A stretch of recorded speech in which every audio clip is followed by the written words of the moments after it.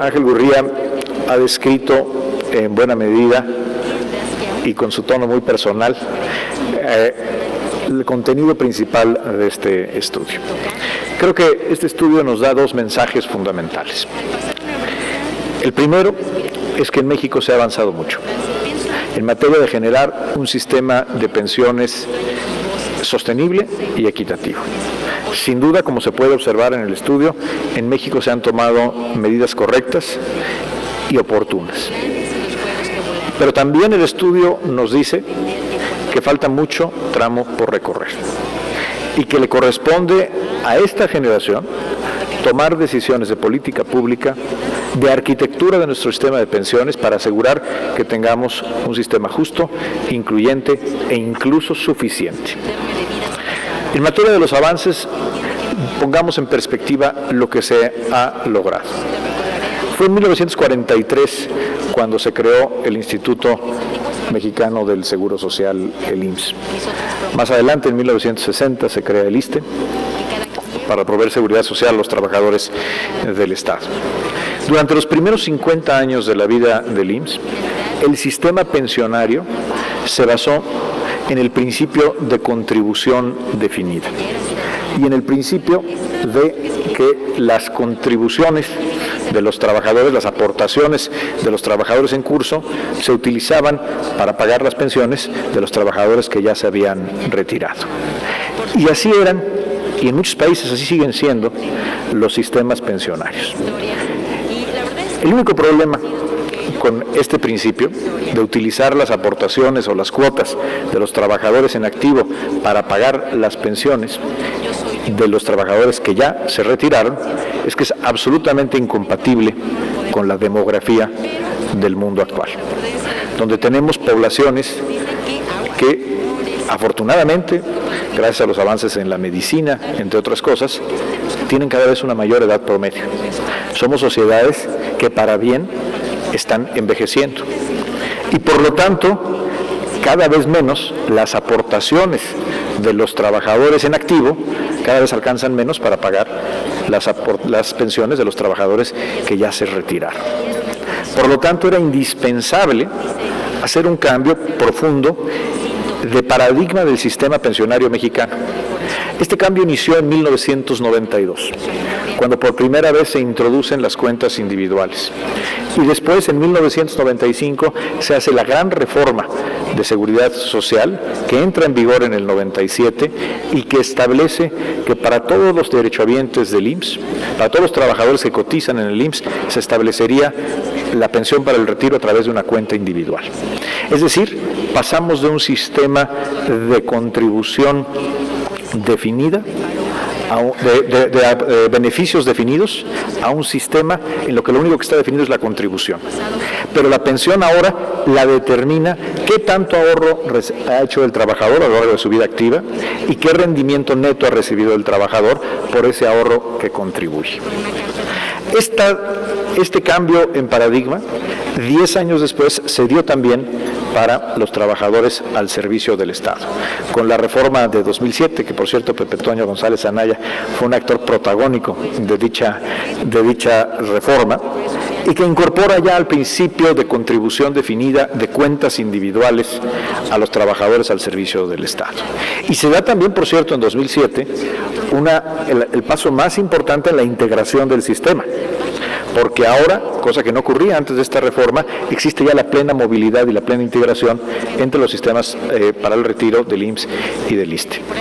Eso, sin duda, son dos reformas paradigmáticas que pusieron a México en la ruta correcta de tener un sistema para el retiro sostenible y que vaya en el camino de la suficiencia. Es algo donde México está mucho más adelante que otras naciones.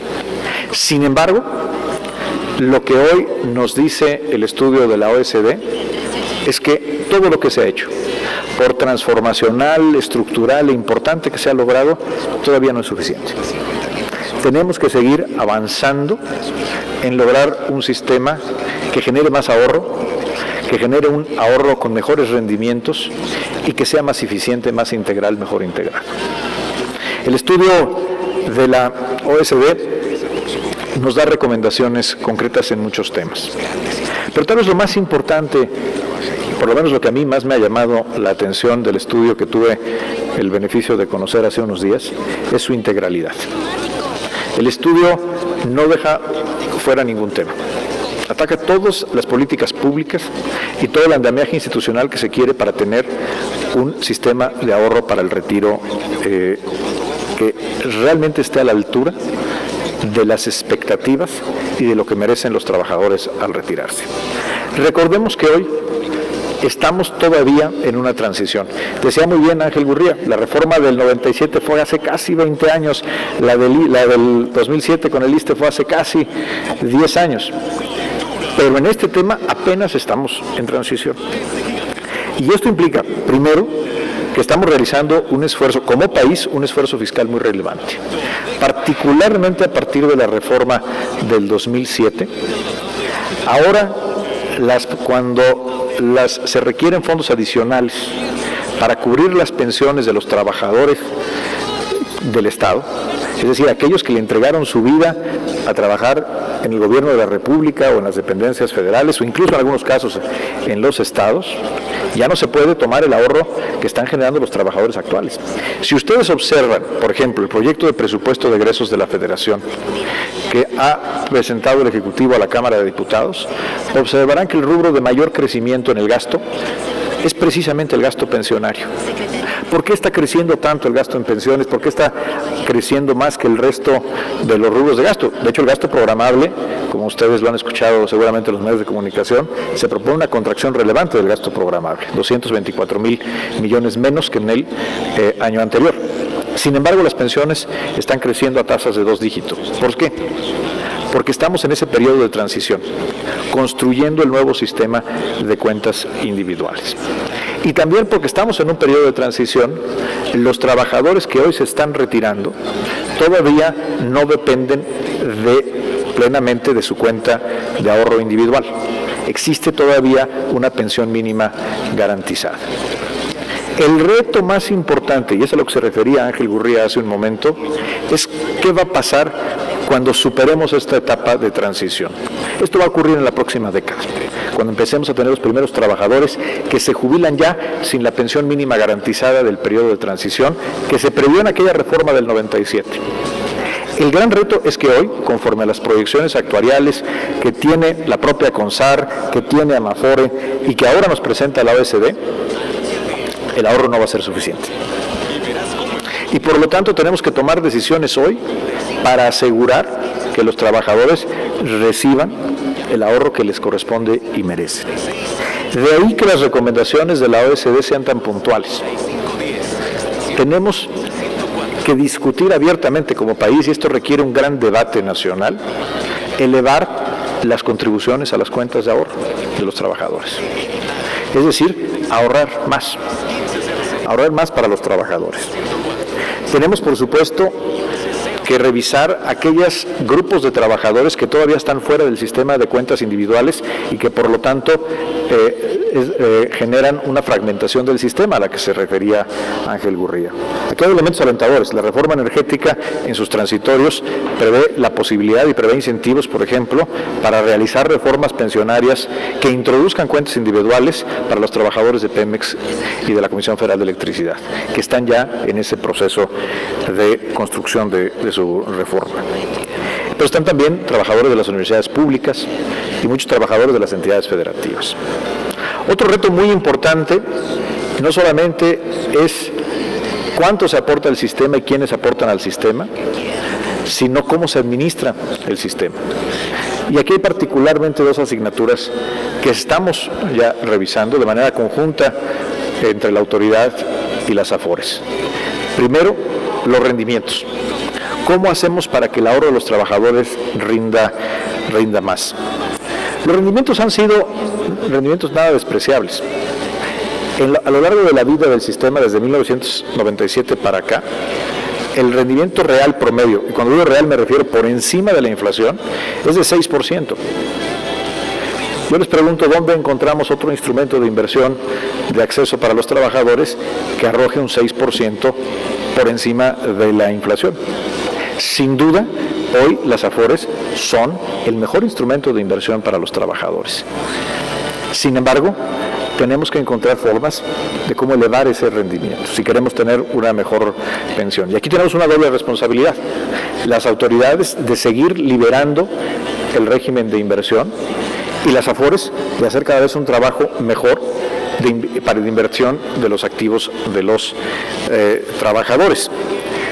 El régimen de inversión se ha venido liberando con gradualidad y seguiremos por ese camino haciéndolo con la debida responsabilidad. Les doy un dato. Apenas hace 10 años, en 2005, el 82.8% de los activos de las AFORES estaban invertidos en títulos gubernamentales.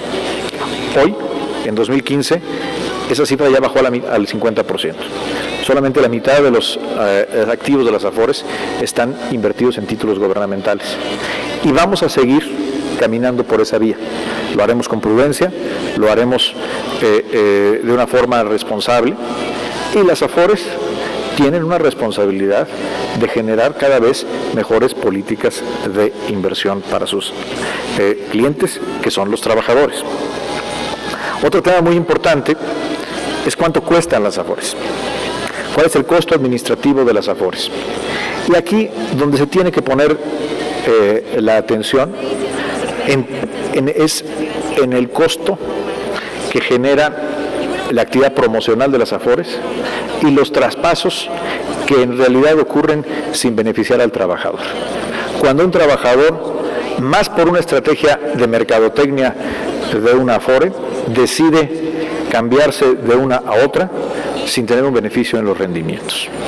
CONSAR está trabajando en un nuevo proyecto, junto con AMAFOR, en un nuevo proyecto de circular operativa, donde habremos de tomar algunas medidas de carácter regulatorio para inhibir estas prácticas y asegurarnos que los recursos de los trabajadores se utilicen en generar ahorro, no en generar costos administrativos que no benefician realmente a nadie. Tenemos que avanzar en el andamiaje complementario, el andamiaje financiero complementario al sistema de ahorro para el retiro. Por ejemplo, el desarrollo de un mercado de seguros de rentas vitalicias, que hoy existe de manera incipiente, pero que es esencial una vez que las cuentas de ahorro para el retiro sean el eje del sistema de pensiones que reciben los trabajadores. Tenemos, por supuesto, que revisar como país cómo se integran, cómo interactúan, cómo cooperan los programas de asistencia social, los programas sociales financiados con gasto público, tanto a nivel federal como las entidades federativas, con el sistema de ahorro para el retiro. El gobierno federal, por ejemplo, destina más de 40,000 millones de pesos a la pensión de adultos mayores, que es una pensión para aquellos adultos en condición de pobreza de 65 años o más. Tenemos que, cuando hablábamos de eliminar la fragmentación, lograr una integralidad de este programa y otros más que existen en los estados e incluso existen programas de adultos mayores en algunos municipios. Y finalmente, el reto fundamental es el reto de la informalidad. Tenemos que cada vez incorporar a más mexicanos a la formalidad, porque la formalidad representa ahorro para el retiro.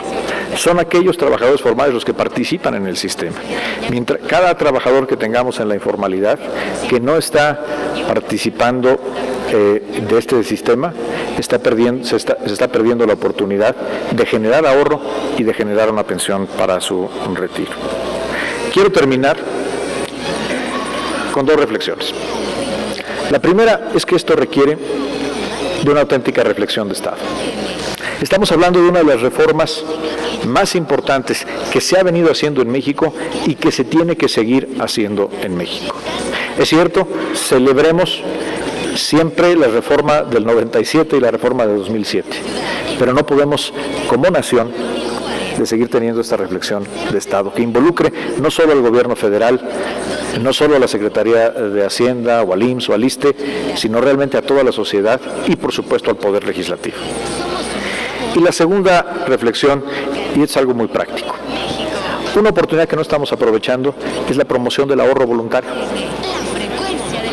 Apenas el 1% de los fondos que administran las AFORES son ahorro voluntario. Y sin embargo, no hay mejor manera de ahorrar para un trabajador que aportar a su AFORE de manera voluntaria. Lo decía Consara hace unos meses. Si un trabajador aporta 50 pesos a la semana, eso es suficiente para elevar su pensión en 10%. Ese es el poder del interés compuesto y del ahorro de largo plazo. Y para ello estamos trabajando para promover, primero, haciendo más accesible el ahorro voluntario. Consara ha llegado a acuerdos, por ejemplo, con Telecom y con algunas cadenas de tiendas de conveniencia, para que para un trabajador sea muy sencillo, solamente con su CURP, hacer aportaciones voluntarias. Segundo, estamos proponiendo a la Cámara de Diputados que las aportaciones de ahorro de largo plazo, incluyendo las aportaciones a las AFORES, no cuenten en el techo de deducibilidad personal para efectos del impuesto sobre la renta de las personas físicas. Es decir, dar un incentivo fiscal claro para promover el ahorro voluntario de largo plazo, especialmente las contribuciones voluntarias a las AFORES. Y tercero, pues tenemos que avanzar en la educación financiera. Y esto lo digo hoy que estamos, por cierto, señor secretario general, viene usted a México cuando está ocurriendo la 8ª Semana Nacional de Educación Financiera. Y si tuviéramos que darle un mensaje a los trabajadores, a las familias mexicanas, de todas las cosas que se incluyen en la educación financiera, el más importante debe ser el valor del ahorro y el potencial del ahorro voluntario de largo plazo, especialmente en las AFORES. Así que tenemos mucha tarea. Tenemos tarea como país y, por supuesto, como autoridad federal en la materia. Y lo que hoy nos deja la OSD es un trabajo serio, profundo, integral y que invita ante todo a una gran discusión sobre esta materia, tal vez la más importante para construir un país más justo y más equitativo. Muchas gracias, señor secretario general, y muchas felicidades.